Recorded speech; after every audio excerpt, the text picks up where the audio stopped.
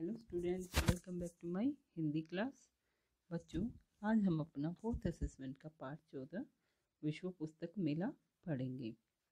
ये पाठ एक पत्र के रूप में है जो अंकित ने अपने मित्र प्रखर को लिखा है।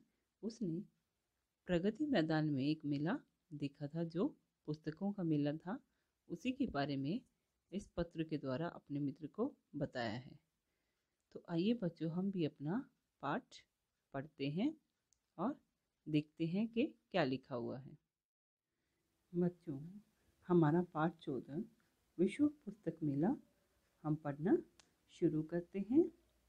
जैसा कि बच्चों आपको पाठ के नाम से ही पता चल गया होगा कि ये एक पुस्तकों का मेला है, यानी वर्ल्ड बुक्स फेयर। आपने बच्चों मेले तो बहुत सारे देखे होंगे, लेकिन क्या कभी कोई ऐसा मेला देखा है जो सिर्फ किताबों का हो, सिर्फ पुस्तकों का हो? ये एक पत्र लिखा है अंकित ने अपने दोस्त प्रखर को। अंकित किसी मेले में गया था जो दिल्ली में आयोजित हुआ था, उसमें गया था। उसमें उसका पूरे मेले का वर्णन उसने पत्र के द्वारा अपने मित्र प्रखर को बताया है। बच्चों, हमारे देश में मेलों का प्रचलन तो पहले से ही रहा है और मेले अनेक प्रकार के होते हैं। इनसे हमारी ज़रूरतें भी पूरी होती हैं, साथ ही मनोरंजन भी होता है। इस पत्र में दिल्ली के विश्व पुस्तक मेले के विषय में बताया गया है। 14/2 दिलशाद गार्डन, दिल्ली 110095, 11 जनवरी 20XX। एक्सैक्ट मतलब ईयर, यहाँ पे कुछ भी जो रनिंग ईयर होगा वो आप लगा सकते हैं। बच्चों, जब हम पत्र लिखते हैं तो पहले जिसको हम पत्र लिख रहे हैं उसका पता लिखना होता है, उसका एड्रेस लिखना होता है और फिर संबोधन लिखना होता है। जैसे अंकित ने अपने मित्र को लिखा है, प्रिय प्रखर कैसे हो। पत्र लिखने के बाद, संबोधन लिखने के बाद हम उसका हालचाल पूछते हैं कि कैसे हो। इन दिनों प्रगति मैदान में विश्व पुस्तक मेला लगा हुआ है। तो अंकित ने बताया है कि प्रिय मित्र प्रखर कैसे हो पूछा है उससे, और वो उसको बताता है कि इन दिनों प्रगति मैदान दिल्ली में एक जगह है, मैदान मतलब ग्राउंड में विश्व पुस्तक मेला लगा हुआ है। मैं परसों अपने दादाजी के साथ मेले में गया था। बच्चों, परसों का मतलब है डे बिफोर यस्टरडे, यानी कि जो कल बीत गया है उससे पिछला दिन। तो अंकित ने बताया कि परसों मैं अपने दादाजी के साथ मेले में गया था। इसमें देश विदेश की प्रकाशकों की पुस्तकें होती हैं। मेले में क्या क्या था? देश विदेश मतलब अपने देश के भी और दूसरे देशों के भी प्रकाशकों, पब्लिशर्स जो होते हैं, उनकी पुस्तकें होती हैं। हम लोग मेट्रो से प्रगति मैदान पहुँचे। मेट्रो दिल्ली में ट्रेन है जो ज़्यादा दूरी भी हम इस ट्रेन के द्वारा कम टाइम में पूरी कर सकते हैं। वहाँ मेले में जाने वालों की लंबी कतार लगी थी। कतार मतलब लाइन। हम टिकट खरीदकर अंदर पहुँचे। कुछ स्कूलों के विद्यार्थी भी वहाँ आए थे। बच्चों, वो कैसे मेले के अंदर पहुँचे थे? मेले के अंदर पहुँचने के लिए टिकट खरीदना ज़रूरी था, इसलिए उन लोगों ने टिकट खरीदा और वो अंदर पहुँचे। अंदर जाने के बाद उन लोगों ने देखा, अंकित और उसके दादाजी ने, कि वहाँ पर तो कुछ स्कूलों के विद्यार्थी भी आए हुए थे। विद्यार्थी मतलब स्टूडेंट्स, छात्र जो होते हैं। वहाँ बड़े बड़े हॉल थे जिनमें स्टॉलों पर पुस्तकें सजी हुई थी। उस मैदान में बड़े बड़े हॉल टेंटों के द्वारा बनाए गए थे और स्टॉल मतलब छोटी छोटी अलग अलग दुकानें लगी हुई थी। इतनी पुस्तकें देखकर मेरी तो आंखें फटी रह गई। इतनी सारी पुस्तकें उसने पहले कभी नहीं देखी थी, क्योंकि ये तो पुस्तकों का ही मेला था, तो इसमें बहुत सारी पुस्तकें थी। तो वो आश्चर्यचकित हो गया, एकदम हैरान हो गया। आंखें फटी रहना, आश्चर्यचकित हो जाना या हैरान हो जाना। वहाँ इतिहास, भूगोल, ज्ञान विज्ञान, साहित्य, यात्रा, धर्म आदि विषयों की पुस्तकें थी। बच्चों, वहाँ पर इतिहास मतलब हिस्ट्री की भी थी, भूगोल मतलब ज्योग्राफी, ज्ञान विज्ञान, साहित्य लिटरेचर, यात्रा ट्रेवल से संबंधित भी, और धर्म यानी कि रिलीजन से संबंधित भी पुस्तकें थी। हिंदी, अंग्रेजी के अलावा अन्य भाषाओं की पुस्तकें, पत्र पत्रिकाएं भी थी। बच्चों, वहाँ पे हिंदी और इंग्लिश दोनों लैंग्वेज की बुक थी। इनके अलावा भी अन्य लैंग्वेजेस की बुक भी थी, और पत्र पत्रिकाएं मतलब मैगजीन्स भी वहाँ पर थी। इस मेले में पुस्तकों के अलावा पढ़ाई लिखाई से जुड़ी सभी सामग्रियां भी मिलती हैं। बच्चों, इस मेले में पढ़ाई लिखाई के अलावा दूसरी सामग्रियां मतलब दूसरी चीज़ें भी मिलती हैं, उससे जुड़ी हुई, पढ़ाई लिखाई से जुड़ी हुई ही चीज़ें मिलती हैं। तरह तरह के खिलौने, पजल, विज्ञान, गणित जैसे विषयों से जुड़े खिलौने खूब, नेक्स्ट पेज, बिकते हैं। तो इस मेले में पजल्स वगैरह सब तरह के पढ़ाई से रिलेटेड जो थे वो खिलौने खूब बिकते हैं। दादाजी ने मेरी बड़ी बहन के लिए पंचतंत्र और अन्य कहानियों की पुस्तकें खरीदी।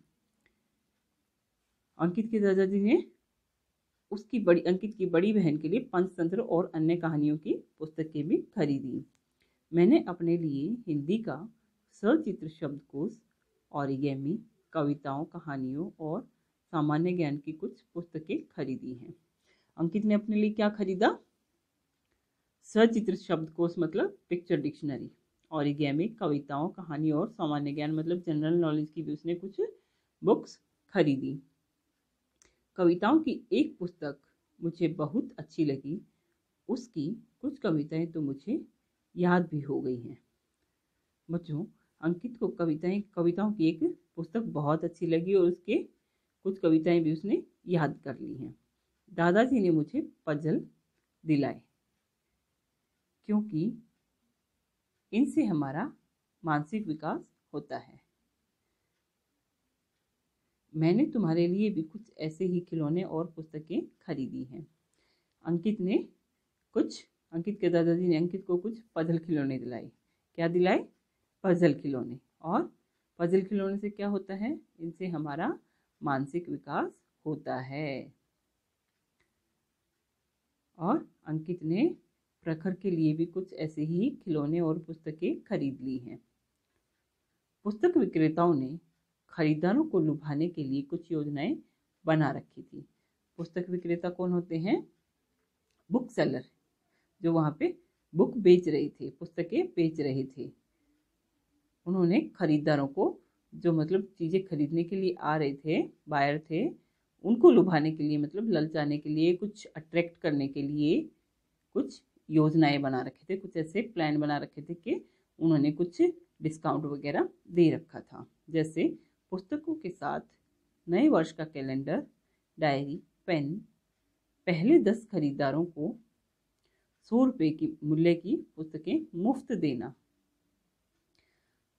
पुस्तकों के साथ जो विक्रेता थे उन्होंने कुछ ऑफर दे रखे थे, जैसे किसी पुस्तक के साथ नए वर्ष का कैलेंडर मिल रहा था, किसी के साथ डायरी मिल रही थी, किसी के साथ पेन मिल रहा था, और किसी ने तो जैसे पहले 10 जो खरीदार होंगे, पहले 10 जो बायर होंगे, उनको 100 रुपये मूल्य की कोई भी पुस्तकें मुफ्त दे रहे थे। मुफ्त मतलब फ्री देना। मुझे भी उपहार में कुछ चीज़ें मिली। तो अंकित ने जब वहाँ से कुछ खरीदा तो उसे भी उपहार में, तोहफे में कुछ चीज़ें मिली। मेले में हमने खाना भी खाया। खाना बहुत स्वादिष्ट था, मैंने आइसक्रीम भी खाई। बच्चों, जब भी आप मेला देखने जाते हो तो आप मेले को देखते देखते थकान अनुभव करते हो, थकान लगती है आपको और भूख भी लगती है, तो वहाँ पर खाने के लिए भी बहुत सारे स्टॉल्स लगे होते हैं। तो ऐसा ही इस मेले में भी था, तो वहाँ पर उन्होंने खाना भी खाया और उनको खाना बहुत स्वादिष्ट लगा। स्वादिष्ट मतलब टेस्टी। और उन्होंने वहाँ पे आइसक्रीम भी खाई। पुस्तक मेले में पुस्तकों की अनोखी दुनिया देखकर मुझे अच्छा लगा। अगले वर्ष तुम भी यह मेला देखने जरूर आना। अंकित को पुस्तक मेले में पुस्तकों की अनोखी दुनिया, अनोखी मतलब अनूठी, निराली, वंडरफुल दुनिया देखकर बहुत अच्छा लगा और उसने प्रखर को कहा कि अगले वर्ष तुम भी, वर्ष मतलब साल, ईयर, अगले वर्ष तुम भी यह मेला देखने जरूर आना। चाचा जी और चाची जी को मेरी ओर से प्रणाम कहना। तुम्हारा मित्र अंकित। बच्चों, जब हमारा पत्र लिखना खत्म हो जाता है तो हम उसके आखिर में अपना नाम लिखकर पत्र का अंत करते हैं। आप जब भी कोई अपने किसी दोस्त को पत्र लिखोगे तो आप देखोगे कि आपको भी ऐसे ही लिखना पड़ेगा। पहले जहाँ पे जिसको भी हमने पत्र लिखना है उसका पता लिखना है, एड्रेस लिखना है, फिर उसको संबोधन देना है। उसके बाद आप बीच में अपना जो आप लिखना चाहते हो वो लिख सकते हो और उसके बाद उसको पत्र के अंत में ऐसे ही तुम्हारा मित्र अपना नाम लिखना पड़ेगा। इसके कुछ शब्दार्थ हम देख लेते हैं। जैसे पाठ में कुछ कठिन शब्द दिए हुए थे, कुछ शब्द दिए हुए थे जिनका अर्थ हमें नहीं पता होता है, तो वो यहाँ पर दिए हुए हैं, उनको आप पढ़ सकते हो। जैसे पुस्तक, किताब, बुक जो होती हैं। कतार, कतार मतलब पंक्ति या लाइन। विद्यार्थी, विद्यार्थी होता है छात्र या स्टूडेंट। विक्रेता, विक्रेता मतलब बेचने वाला, जो सेलर होता है। उपहार, उपहार मतलब तोहफा या गिफ्ट। मानसिक, बुद्धि का सचित्र, चित्र सहित। पजल, पहेली। यहाँ पे एक मुहावरा भी दिया हुआ है, जैसे आंखें फटी रह जाना। पाठ में भी ये आया था कि इतनी सारी पुस्तकें देखकर अंकित की आंखें फटी रह गई थी, तो आश्चर्यचकित रह जाना या हैरान रह जाना। श्रुतलेख, पाठ में कुछ हार्ड वर्ड्स हैं जो यहाँ पे दिए हुए हैं। इनको आप बार बार उच्चारित कीजिए और लिखने की प्रैक्टिस कीजिए। जैसे दिलशाद गार्डन, प्रगति, विद्यार्थी, साहित्य, सामग्रियाँ, पंचतंत्र, पत्रिकाएं, कैलेंडर, सम्मेलन, प्रसिद्ध। ये शब्द ऐसे हैं बच्चों जो आपको बार बार अभ्यास करने से ही आएंगे। बार बार इनका लिखने की प्रैक्टिस आपको करनी पड़ेगी, तभी आप इनको सही लिख सकते हो।